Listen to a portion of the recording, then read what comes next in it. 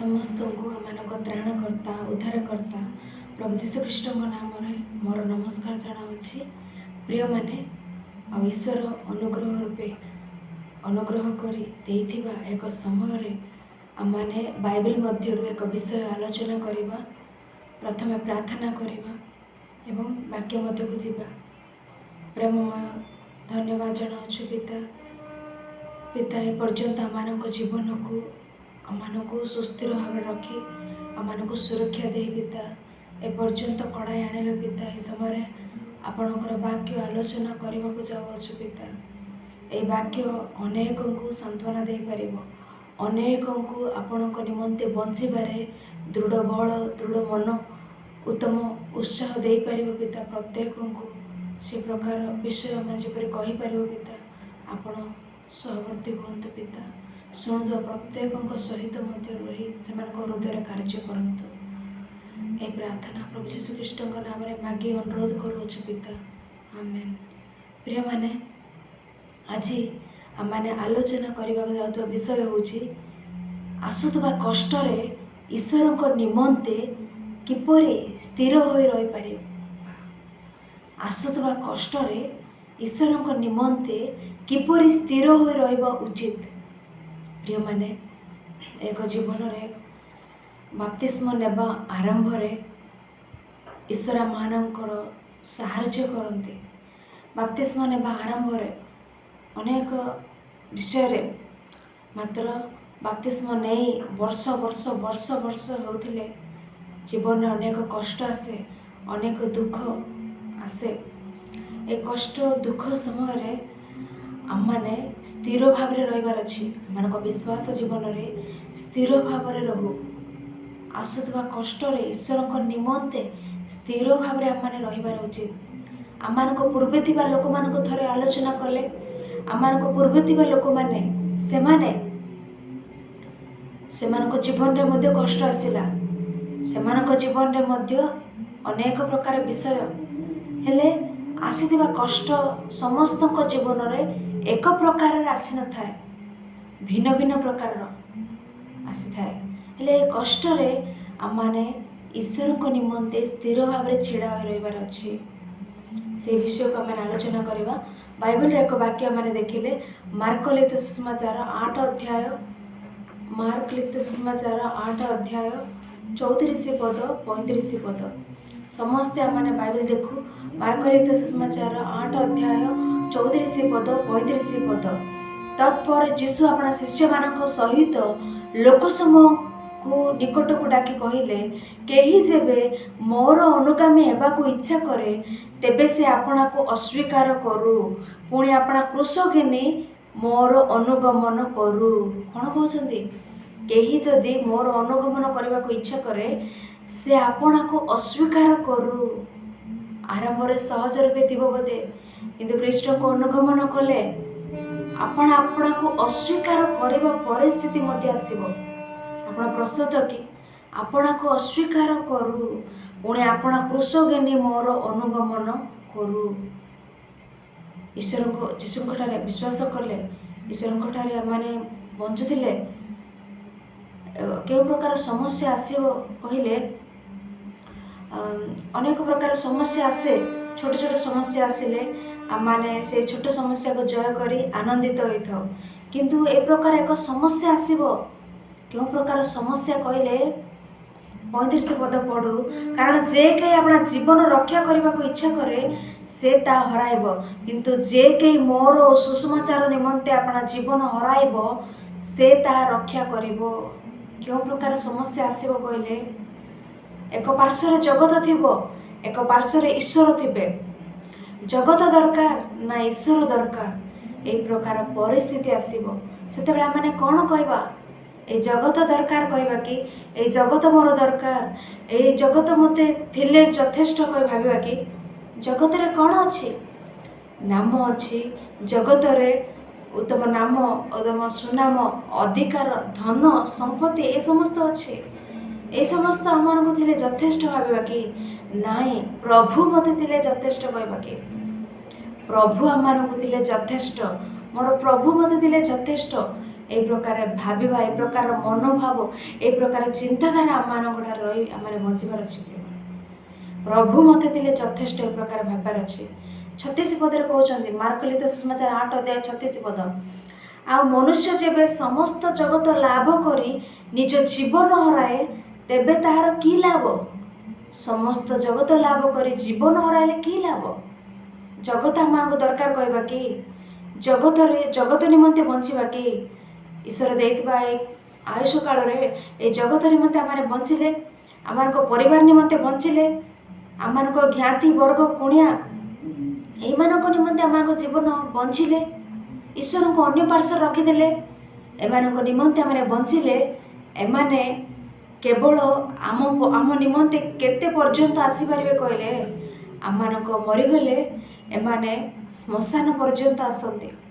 ଆମମାନଙ୍କୁ ଜାଳିଦେଲେ, ନଚେତ୍ ମାଟିରେ ପୋତିଦେଲେ ମାଟି ନିକଟକୁ ଆସନ୍ତି।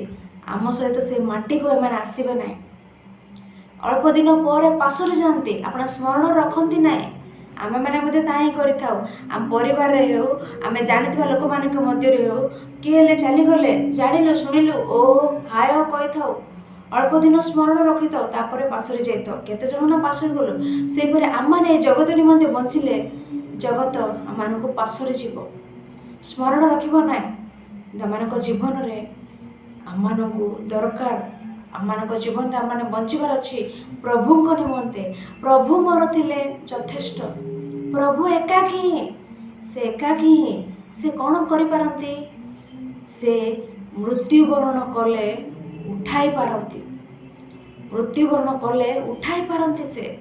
ତେବେ ସେ କୁହନ୍ତି, ଆଉ ମୁଁ ପୁନରୁତ୍ଥାନ, ମୁଁ ମୃତ୍ୟୁବରଣ କଲି, ମୁଁ ଉଠିଲି, ଆଉ ଯିଏ କେହି ମୋ ଠାରେ ବିଶ୍ୱାସ କରିବ ସେ ମଧ୍ୟ ମୃତ୍ୟୁବରଣ କରିବ, ମୁଁ ତାକୁ ଉଠାଇବି। ଆମେ ତାଙ୍କ ଠାରେ ବିଶ୍ୱାସ କଲେ ଆମେ ମରିଗଲା ପରେ ମଧ୍ୟ ସେ ଉଠାଇବେ। ଆଉ କ'ଣ ଦରକାର କୁହନ୍ତୁ?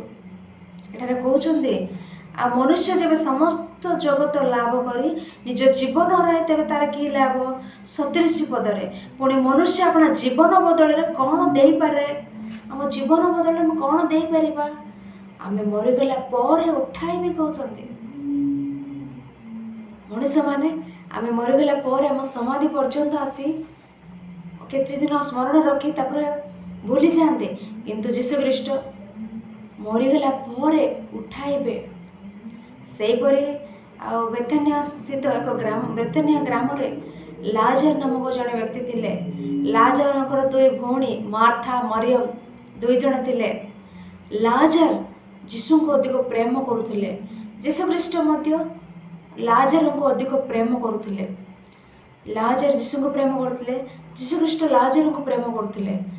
ଲାଜର ଯୀଶୁଖ୍ରୀଷ୍ଟଙ୍କର ଅନୁଗମନ କରୁଥିଲେ। ଲୋକମାନେ ଦେଖୁଥିଲେ, ଇଏ କ'ଣ ଖ୍ରୀଷ୍ଟଙ୍କର ଅନୁଗମନ କରୁଛନ୍ତି? କୌଣସି କାର୍ଯ୍ୟ କରିବାର ଅଛି ନା, ଅର୍ଜନ କରିବାର ଅଛି ନା, 2 ଜଣ ଭଉଣୀ ଅଛନ୍ତି, ବିବାହ ଦେବାର ଅଛି ନା, এই ପ୍ରକାର ଭାବୁଥିବେ ବୋଧେ। ଭାବୁଛନ୍ତି ଲାଜର ଖ୍ରୀଷ୍ଟଙ୍କର ଅନୁଗମନ କରୁଛନ୍ତି। ଲାଜର ଦିନେ ପୀଡ଼ିତ ହେଲେ, ମୃତ୍ୟୁବରଣ କଲେ।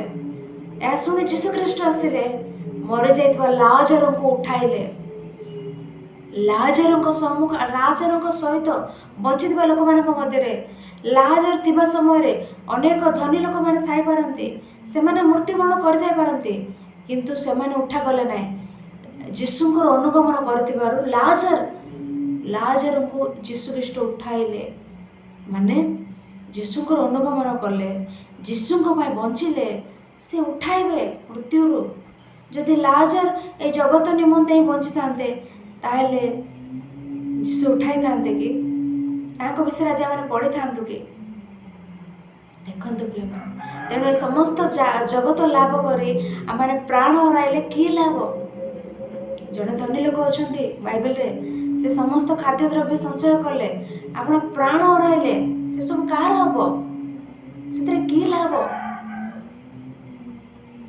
ଆଜି ରାତିରେ ତୁମ ପ୍ରାଣ ନିଆଯିବ, ତୁମେ ଯାହା ରଖିଅଛ ସେସବୁରେ କି ଲାଭ କହୁଛନ୍ତି। ତେଣୁ ପ୍ରିୟମାନେ, ଜୀବନରେ ଆମେ ଏଇ ଜଗତ ଦରକାର ନା ଈଶ୍ୱର ଦରକାର କହିଲେ ଈଶ୍ୱର ଦରକାର। এই ପ୍ରକାର ଚିନ୍ତାଧାରାରେ ବଞ୍ଚୁ। କଷ୍ଟ ଆସିଲେ ମଧ୍ୟ ମୋର ଈଶ୍ୱର ଦରକାର, এই ପ୍ରକାର ଭାବେ ଆମେ ବଞ୍ଚୁ। बाइबल आम जान मौसा विषय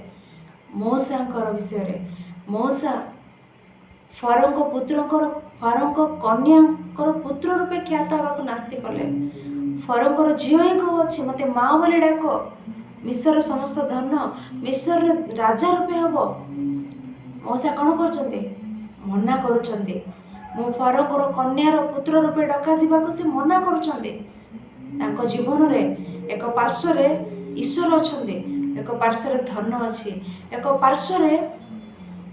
पार्श्व से राजा हे एक पार्श्व अनेक कष्ट भोगवाक अच्छी एक पार्श्व समस्त फैसिलिटी एक पार्श्व नो फैसिलिटी जीवन में युद्ध ए शरीर सुख भोग चाहूब ए आत्मा ईश्वर को निमंते बंचवाक चाहूब ए शरीर आत्मा मध्य युद्ध मौसा जीवन रे से ईश्वर को बंचिले फरो कन्यार पुत्र रूपे डका जावाक नास्ती कले मना कले आज आम जीवन में से प्रकार परिस्थिति अच्छी कि जड़े झील एक पार्श्व ईश्वर का कार्य एक पार्श्व चाकरी कौन कर चाकरी कर ना ईश्वर का कार्य कर चाकरी अपेक्षा अति महान अच्छी ईश्वर का कार्य चाकरी अपेक्षा अति महान अच्छी परमेश्वर का कार्य मैंने देखला बेले परमेश्वर को निकट किसी नथिला बेले ही देखा जाए किंतु तांको निकट रे समस्त विषय मिले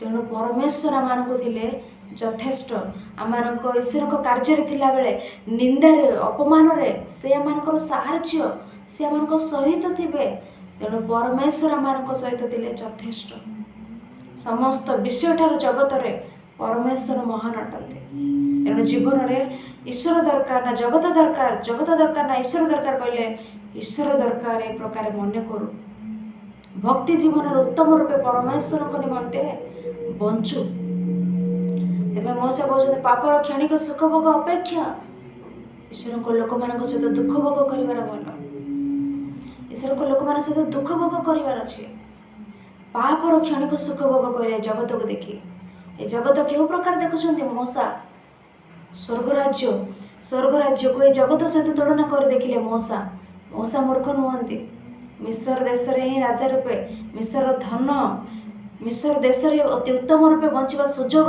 मिलला से कहीं मना कले से स्वर्गराज्य को ये जगत को तुलना कले स्वर्गराज्य सहित जगत समतुल्य हो पार कि नहीं ए दृश्य जगत तरली जीव क्षण काल स्थायी से अदृश्य स्वर्गराज्य अनंत काल स्थायी यह मन करी मौसा मना कले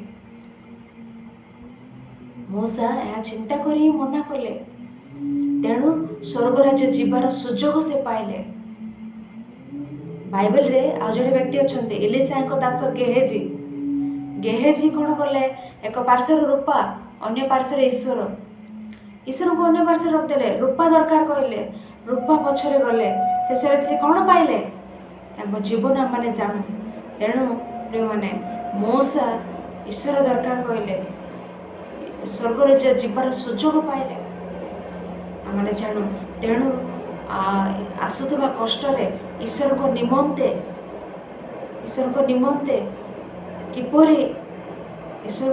किपरि स्थिर हो छिड़ रहा कहले ईश्वर को निमंते ही छिड़ा रहा विश्वास सहकार दृढ़ भाव में तेणु शुणुवा प्रत्येक को धन्यवाद जनाए यह अल्प वाक्य शेष करुच्छी ए वाक्य द्वारा समस्ते सांत्वना पाइले कही उत्साह पाइले कही धैर्य पाइले कही विश्वास करुच्छी ईश्वर वाक्य द्वारा आपण हृदय में कार्य करूँ निमंते बंचला बेले आसुवा कष्ट पछघुंचा न हो निमंते स्थिर भाव में बंचवा कही आशा करें अल्प कथा शेष करुच्छी समस्त को धन्यवाद।